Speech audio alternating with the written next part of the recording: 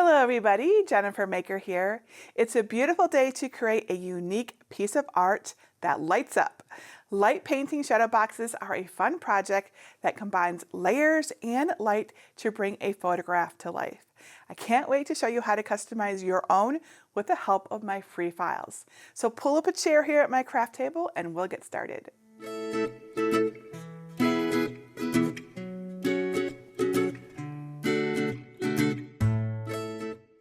You know I love a fun shadow box project, especially ones that light up. These are a little different than other shadow box projects that I've shared with you though, and they use a few different materials. One you've definitely used before and one you may not have, and that's okay because I'm here to guide you.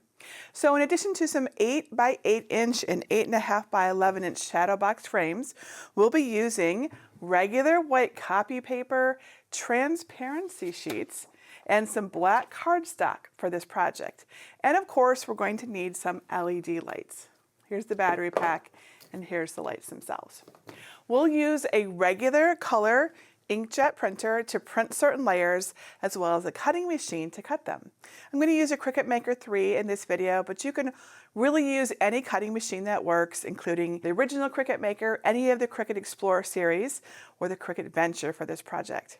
And the doorway project design will work on a Cricut Joy Extra too, because all of the layers can be cut on 8.5 by 11 inch paper without any modification. I've got a full list of tools and supplies plus links on where to find them in my materials list at jennifermaker.com/511.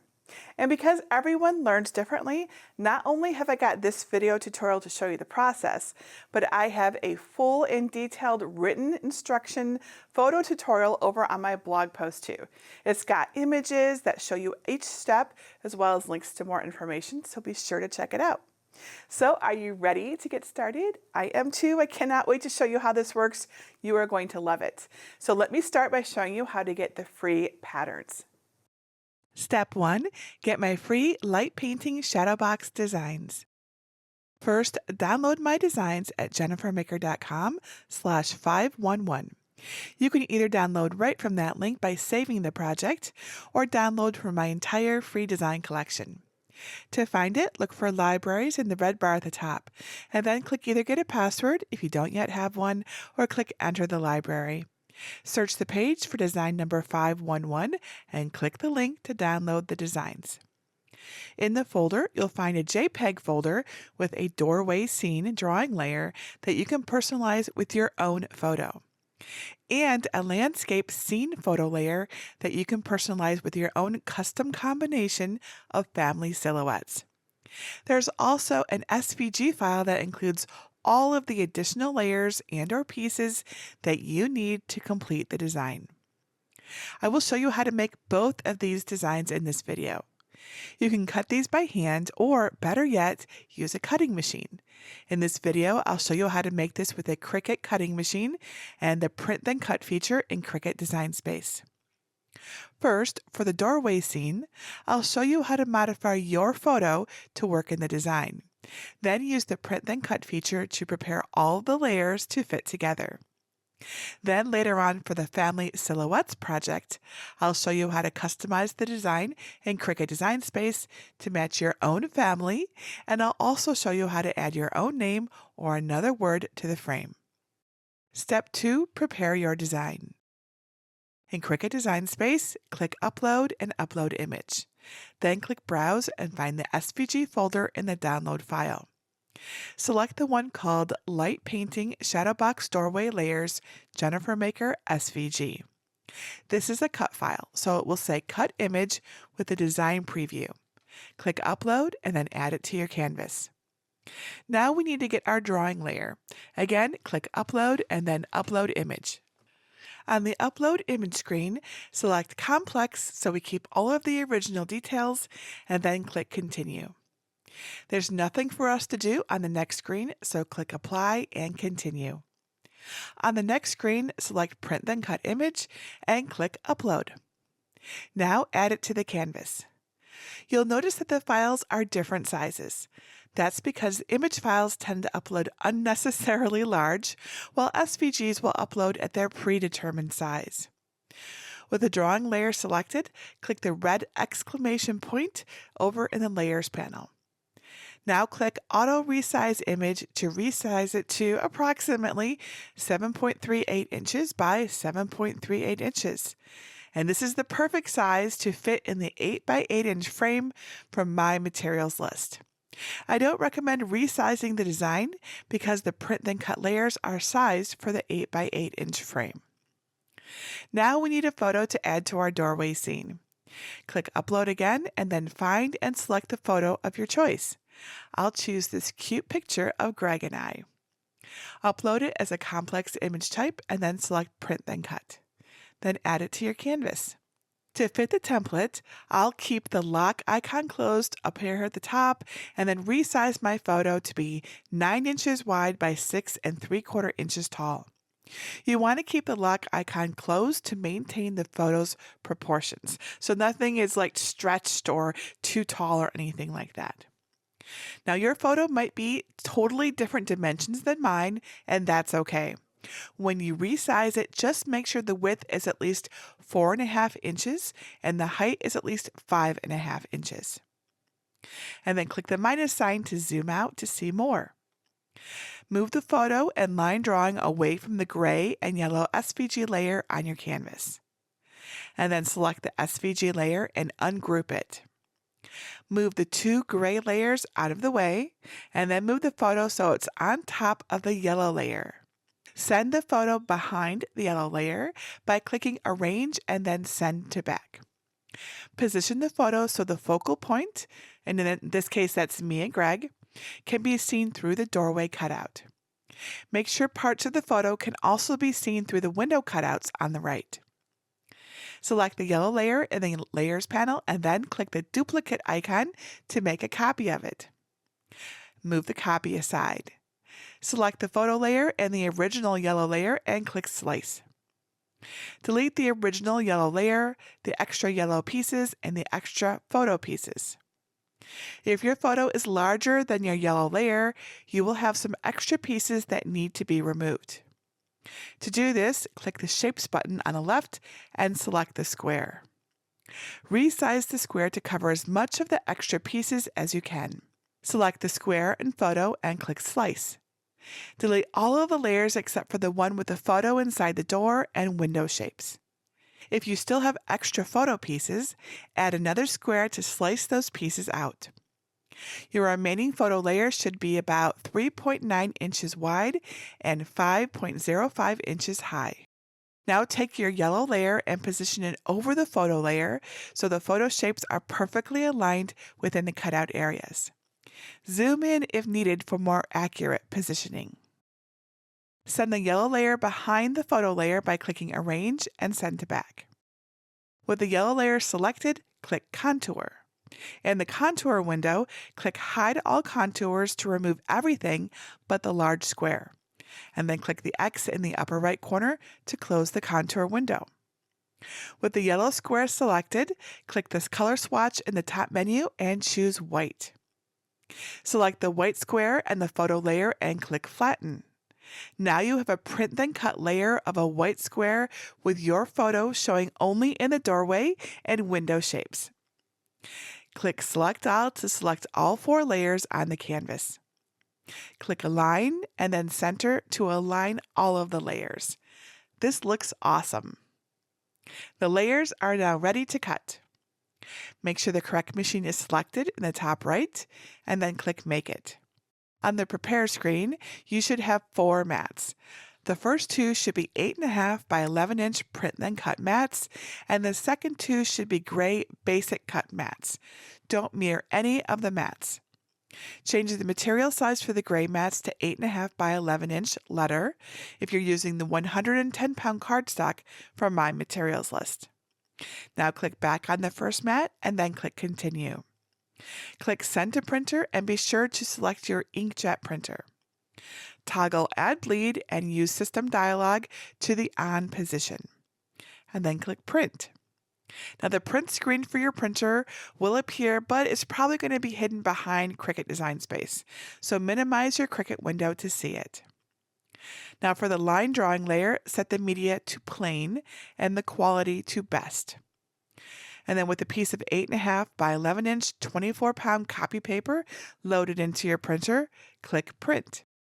When it's finished, set it aside to let the ink dry. Now we'll print the photo layer. Click Send to Printer and be sure to select your inkjet printer again, and also toggle on Add Bleed and Use System dialog, and then click Print. This time, set the media to photo glossy paper and the quality to best. And then with a piece of transparency film correctly loaded into your printer, click Print and set it aside to let the ink fully dry. Now it's time to cut our printed materials. On the Make screen, click on the mat with a line drawing. Click Browse All Materials. Search for and select the copy paper 24-pound setting. Then change the pressure to More for a cleaner cut. Place your printed sheet face up on a blue light grip machine mat. Put a piece of clean copy paper on top of the print to protect it, and then use a brayer to help secure the print to the mat. Remove that protective paper, and then with a clean blade in the clamp, load the mat into your cricut and begin cutting. When it's finished, unload the mat, flip it over onto your work surface, and roll it back gently to release the paper. Back on the Make screen, select the mat with the photo layer. Click Browse All Materials and then search for and select the transparency setting. Change the pressure to More for a cleaner cut. Place your photo transparency sheet face up on a blue light grip machine mat. Place paper over it to protect it like the other layer, and then use your brayer to make sure it's really well adhered to your mat. Remove the protective paper and then load the mat into your cricut and begin cutting. When it's all finished, unload the mat and flip it over onto your work surface, and then roll it back gently to release the transparency. If any sticky residue from the mat gets on the back of your cut piece, you can clean it off with some alcohol and a soft cloth. Just don't wipe the front side or you will remove the ink. For the two cardstock mats, select the heavy cardstock 100-pound setting and change the pressure to More. Place your first piece of cardstock on a green standard grip machine mat. Then use a brayer to make sure it's really well adhered. And then follow the prompts in Cricut Design Space to cut both of the remaining mats. Carefully remove the cardstock from the mat using a spatula to get any intricate parts out. And you might also want to use a weeding tool to pop out any small pieces. Step 3. Assemble your doorway shadow box. Here's where it really helps to have a flat light source. Place your photo layer face up on your light box with the window shapes on the right. Next, place your line drawing layer face up on top of the photo layer. Align the photo shapes within the doorway and window areas in the drawing. Once the layers are perfectly aligned, gently curl the corners of the drawing layer back and attach a small glue dot to the back of each corner. Then secure the corners to the photo layer. These small glue dots won't be noticeable when the light shines through them. Don't use thick glue dots because they may show. Plus, the layers need to have no space between them for the effect to work. So this is important. Your adhesive here is important for the right effect. Now flip the attached layers over and lay the cardstock layer with the cutout areas for the light rays on top. Make sure the window cutouts are on the left. Align the window and doorway cutouts with the photo shapes. Make sure the shadows on the door and the plant are aligned with the drawing. The more precisely you align the cutouts, the more realistic the effect will be. Once your cardstock layer is perfectly aligned, secure it to the photo layer with several pieces of clear Scotch tape. Make sure all of the intricate areas are secured so everything stays in place right up against the photo. And don't be afraid to use lots of tape. You won't be able to see it when the lights are on, and it will help create the most realistic light and shadow effect. After your cardstock layer is attached to the back, flip the stack over and add the cardstock frame on top, carefully aligning the edges. Attach the bottom of a small piece of Scotch tape to the top of the frame, and then fold it over tightly and secure the other half to the back of the stack. Repeat these steps to secure the bottom. Your layers should look similar to mine when you're finished. Now open your shadow box frame. Remove the wooden insert and set it aside, but don't throw it away. If you like, get the glass nice and clean with isopropyl alcohol and a lint-free cloth. Place your attached layers face down in the frame. Then grab the wooden insert and insert it on top of the layers. If you're using the LED strip lights from my materials list, insert 3 AA batteries and then test them to make sure they work. Now place your frame's backing piece face down on your self-healing mat with the hardware facing up and at the top. Using caution, use your craft knife to diagonally cut about a ½ inch off one of the bottom corners. Unroll your LED lights so you have a foot or so to work with, and then use your weeding tool to help peel off a little of the plastic backing at the end of the lights near the battery. Place the shadow box with the layers inside face down. Take your lights and make sure the battery pack and the section of wire without any lights are both outside the frame.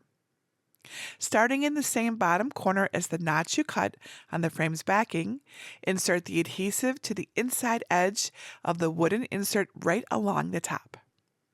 Continue peeling off the backing and attaching the lights evenly around the perimeter of the insert until you reach your starting point.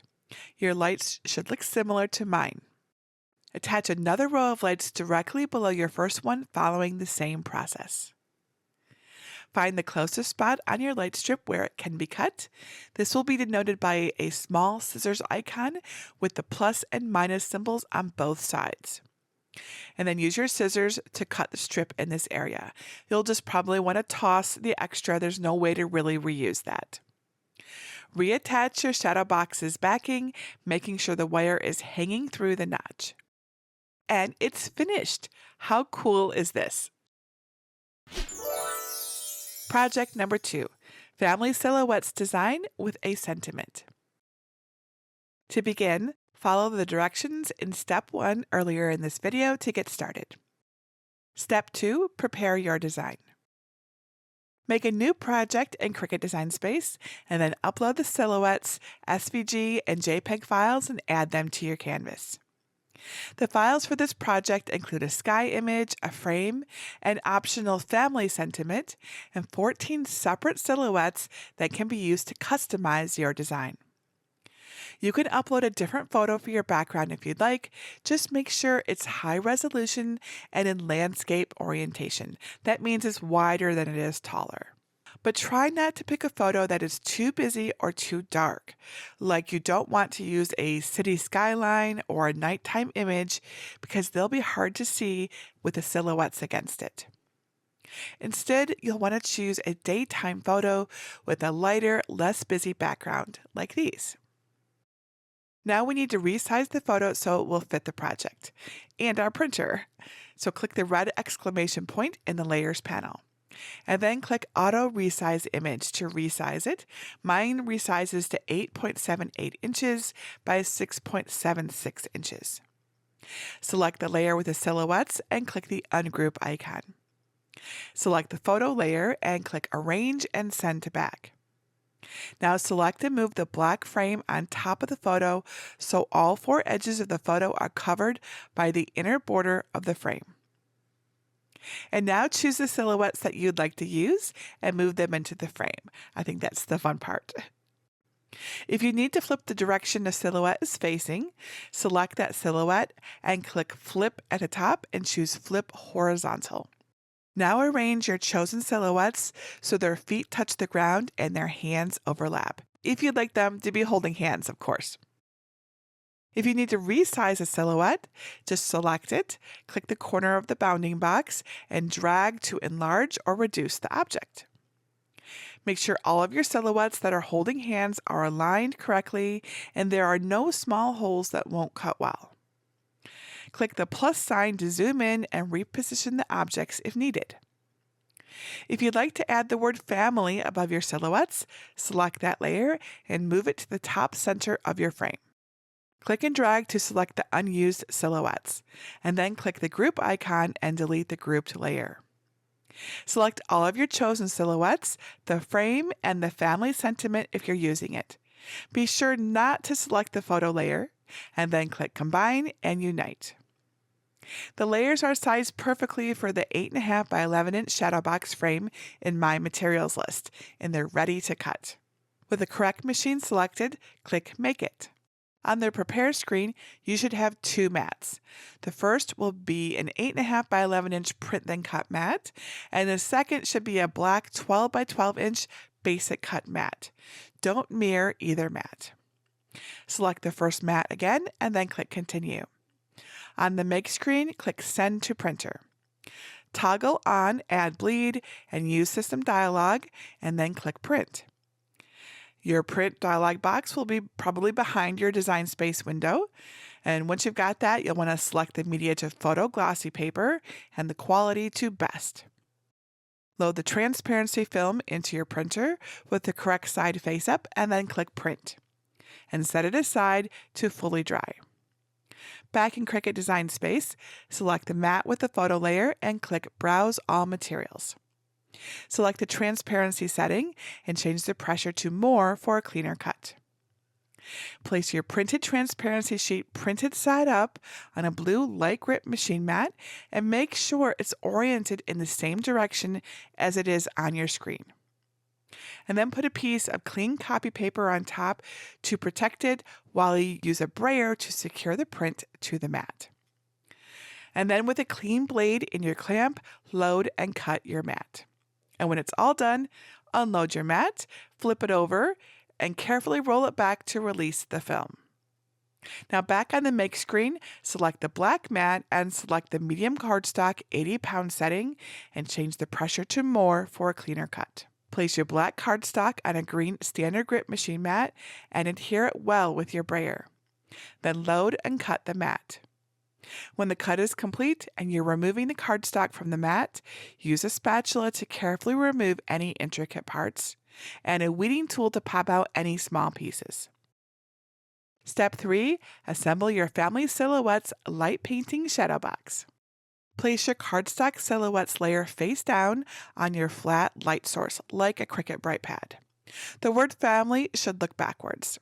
Grab a blank piece of 8.5 by 11-inch 24-pound copy paper. This will go in front of the photo layer so the image stays hidden until the light is turned on. The 24-pound copy paper worked best because it's thin enough to see light shining through it, but not so thin that the photo will be visible when the light is off. Place the copy paper on top of the cardstock layer, aligning the edges. Now place your photo layer face down on top of the stack. Use the light source to align the photo with the frame's opening. Make sure all 4 edges of the photo overlap the black cardstock frame. Once your photo layer is perfectly aligned, secure it to the copy paper with 4 pieces of clear Scotch tape, 1 on each side. Your attached layers should look similar to mine. Open your shadow box frame and set aside the wooden insert. Clean the glass with some isopropyl alcohol and a lint-free cloth to remove any fingerprints or dust. Place your cardstock layer face down in the frame, followed by the attached photo and copy paper layers also face down. Then put the wooden insert back in on top of all of the layers. Now it's time to add the lights using the same method as the first project earlier in this video. And it's done! Are you ready to see it all lit up? Step 4. Show it off. Here's both of my finished light painting shadow boxes. I think they turned out so cool. You can secure the battery pack to the top or side with some glue dots, and then hang it on a wall or set it on a table or shelf to put it on display. These might be some of my very favorite shadow boxes yet. I love taking inspiration from older projects and using it to create something new. And I hope that you feel inspired too, to create your own doorway or your family silhouette or really any other variation of this idea. I can't wait to see what you all come up with. And don't forget that if you don't yet have an awesome cutting machine yet, because they are so useful, I give one away every month. You can win your own fabulous cutting machine just like the ones I use. Get the details over at jennifermaker.com/Cricut giveaway. And if you have any other questions about how to create this project or anything at all, cutting the cardstock, using your printer, just let me know. You can leave your question right on this video or come ask in my awesome Cricut Crafters group at jennifermaker.com/Cricut Crafters. And that's it for today. Until next time, this is Jennifer Maker reminding you to craft a life you love.